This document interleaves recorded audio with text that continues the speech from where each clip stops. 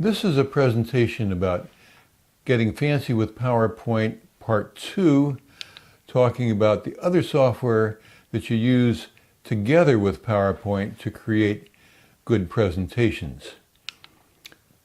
Purpose of this presentation is to familiarize you with the packages I use. This is what's available more than a how-to.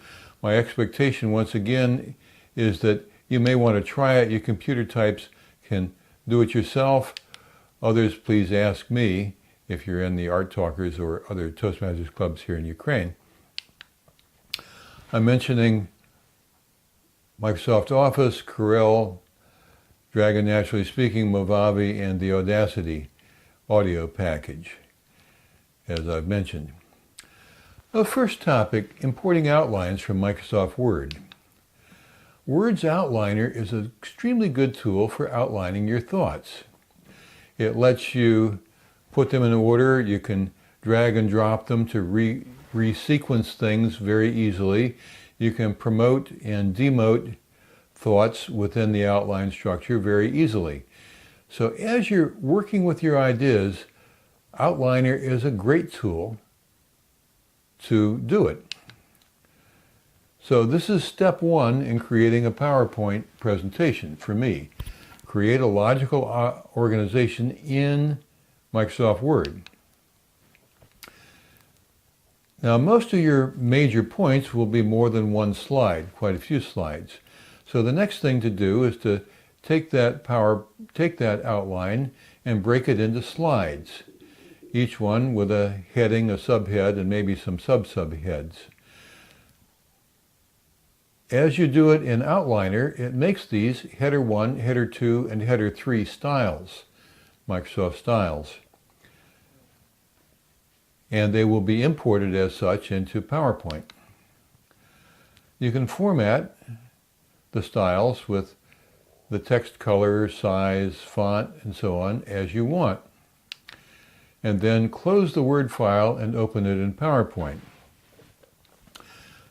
Note that PowerPoint does not bring up Word files automatically as things to import. You have to say it's a doc or a docx file, and then it will find it. And it will open it in Word, and it will format it the way you want, with heading 1 as the main heads, heading 2 as the subheads, and heading 3 as sub-subheads. I like to leave things in Microsoft Word to use features for spelling and grammar. They're more powerful in Microsoft Word, and to manipulate foreign languages and symbols. Just as a case in point, the Ukrainian hryvnia symbol is available in Microsoft Word. You type 20B4 and then the Alt-X sequence, and it converts it into a symbol. You can't do that in PowerPoint. You can format your header styles, as I mentioned above, for copying into PowerPoint. I use voice recognition software to dictate all of my presentations into Microsoft Word.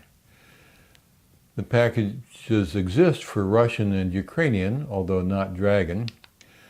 Dragon Naturally Speaking works very well for non-native English speakers.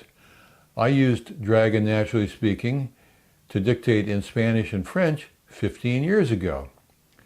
It works. So you can capture text to manipulate in Word to dictate your presentation. It makes it a lot faster. I use Microsoft Excel graphs, as I showed in my previous presentation. They're standard graph types, line, bar, and surface for three-dimensional presentations. You can manipulate the axes, the titles, the scales, and all the components of the graph in Microsoft Excel. Quite a few of them you can also manipulate in PowerPoint after you import them. There's a couple of ways to get them into PowerPoint. The simplest is to simply do a screen capture, copy it into Microsoft Paint or Corel Photo Paint, and format it, and then just cut and paste as a graphic. Otherwise, you can copy it into PowerPoint directly and manipulate the components there. You can also copy it into a drawing package such as Corel Draw to spiff it up, as I showed in my last video. Now here's a typical Excel chart. I did this one when I was a grad student in statistics 12 years ago. Question is, how well does a sample of 10 predict the actual correlation in 1,000 observations? The red lines show the confidence interval, and you see that they more or less do. The 10 observations gives you somewhat of a good guess of what's happening in a population of 1,000.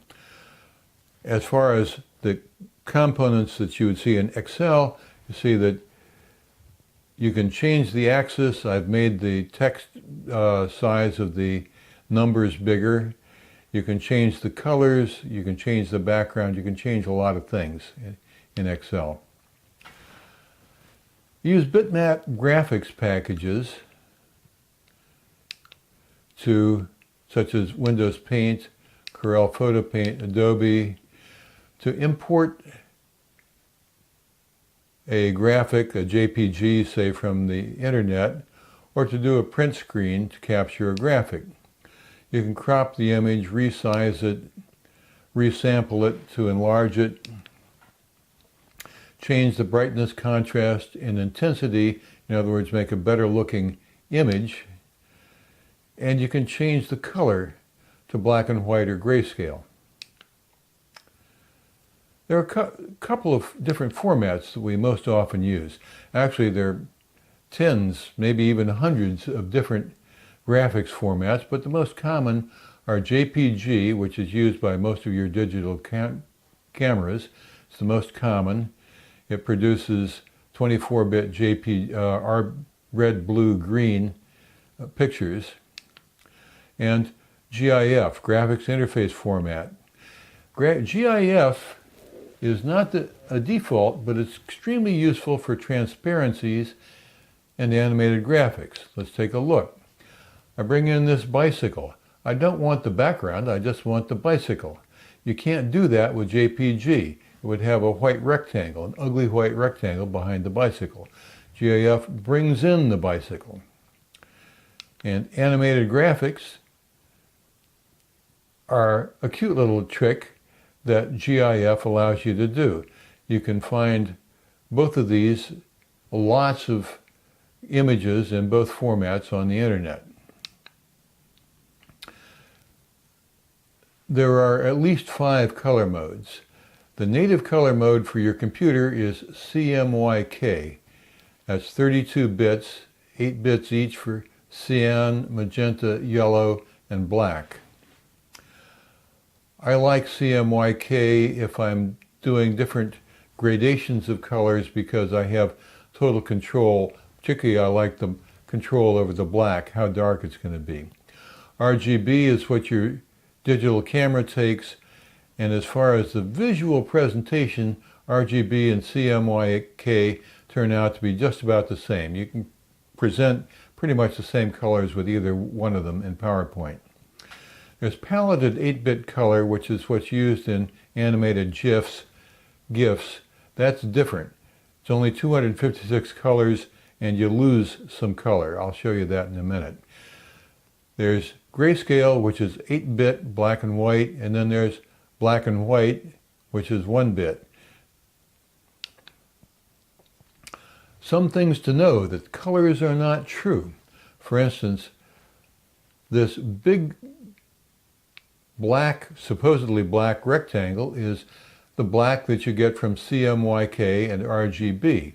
It's not truly black because you can see, if your eyes are good, that there's a blacker rectangle right there and there's some black text behind it.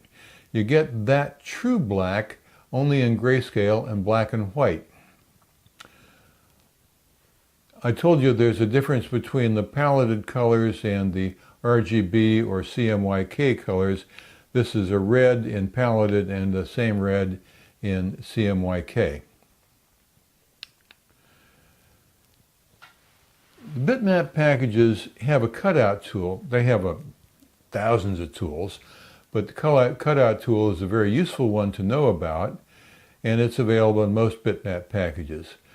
So here's how it works in Corel Draw. You use the cutout tool to get just the image you want. I want to take this jalopy, but I don't want the background of this old building behind the jalopy. So I use the cutout tool. I draw this green line all around it. It happens to be green in Corel Draw. And that says this is what I want. And then the software has the intelligence to say, under this green line is an outline that he wants me to find. And the software is smart enough to figure out the outline, and it will reduce it down to this outline of just the old car, which I can show you here. As I said in my previous presentation, in the GIF it'll show you the checkerboard formats, show that it's transparent. There are vector graphics. Shapes in Corel Draw, Adobe Creative Suite, are described by mathematics, not by bitmaps.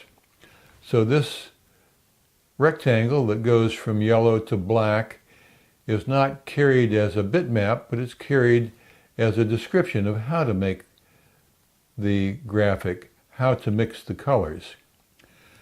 On the right, that oval that you see with the blue lines running through it is described mathematically. Mathematic formula for how to make the oval, and a description of what kind of lines to put in it. If I make the oval bigger, it'll simply put more lines of the same type in to fill the oval. You can also mix the two. The image in the middle is a crescent laid over a bitmap image. If I make the crescent bigger, I'll get more of the bitmap into the picture. So that's vector graphics, solids. The heart of vector graphics is lines. And lines have attributes, such as their thickness, color, arrows at the end, and the corners. You want round corners, square corners. And there are several ways to draw the lines. Three most common would be freehand, straight, and Bezier. Well, not all of us have a steady enough hand to draw well freehand. Particularly if we want to draw a straight line, you can't really do it with a mouse. That's what the straight line is about. Click one end and then the other, and it will draw the straight line between the two. Bezier curve gives you more freedom. Here is a Bezier curve. It's a mathematically described curve. The mathematics say this is one end, this is another end, and there are 2 points in the middle where I have tangents. The tangents in the middle have arrows, and the length of the arrows tells me how powerfully this pulls the tangent, how powerfully this tangent pulls the curve. So you see a short arrow close to the arrowhead at one end that says don't influence it much, let it curve a lot, and the long arrow at the other end says make that straight for quite a ways. So that's how Bezier curves work. Let's go into that a little bit more. Let's say I have a rectangle. I can draw rectangles easily, and I want to convert it into curves. So I convert the top into a curve, and I converted the right into a curve with 2 tangents on it. And then I manipulated the tangents to put those curves into the sides of this rectangle. I can take an oval, do the same thing. Here I've taken the oval and I'm coloring that with a shaded fill going from yellow to white. And then I convert the oval, mathematically drawn, into a curve, a Bezier curve. I added a couple of dimples in it down at the bottom to change that shape. And then I repeat the thing 5 times to make a flower. Pretty easy to do. You can import Corel vector graphics into Corel Draw. You can copy from Microsoft Excel or any other package. Statistics packages let you copy the graphs that they draw. And then you can also convert a bitmap to a vector using a trace function. So if you bring in a picture from someplace else, you can say, convert this into a vector graphics drawing. How well it works depends on the clarity of the thing that you're tracing. Mention of movie making software. It takes lots of kinds of input. You can use a video camera, which I'm using today, a smartphone or a webcam to get images in, or you can use screen capture, which I've used to produce videos of the PowerPoint presentations that are used with the Toastmasters Pathways program. You can edit. Editing involves cutting and combining clips. You can change the brightness, contrast, intensity of your video. You can manipulate audio a little bit in movie-making software, and you can do things like picture-in-picture, which I'm using here to blend the picture from the PowerPoint package with the picture that I'm taking with my video camera at the same time. You can also embed movies in PowerPoint. Very useful if you're having a number of PowerPoint presentations in a Toastmasters meeting. If you embed the movies in PowerPoint, then the guy who's managing the projector only has to manage PowerPoint, which is a lot easier. I use audio packages to spiff up the sound in videos. Cut and paste again, adjust the volume, speed, and pitch. For instance, I did a video for school children and they asked me to slow it down. I could slow down the audio, retaining the same pitch, so my voice sounds the same. That's a valuable package. You can reduce noise. I sometimes have traffic in the background as I'm making these videos. I tell it, reduce the noise. You can work with individual stereo tracks if you're into music. You can exchange with movie software. It's an alternative to the record slideshow. If I want to change what I say in a movie, I can simply record audio, or I can take audio from elsewhere and put it into a PowerPoint slideshow. And my favorite price, Audacity, is free. It's downloadable from the internet. I'll close by saying PowerPoint's powerful, but it does what it does. It's well integrated with Word and Excel for a reason, because those packages do things that PowerPoint can't. And graphics, audio, and movie tasks are better performed in other packages than PowerPoint. So that's my show for today.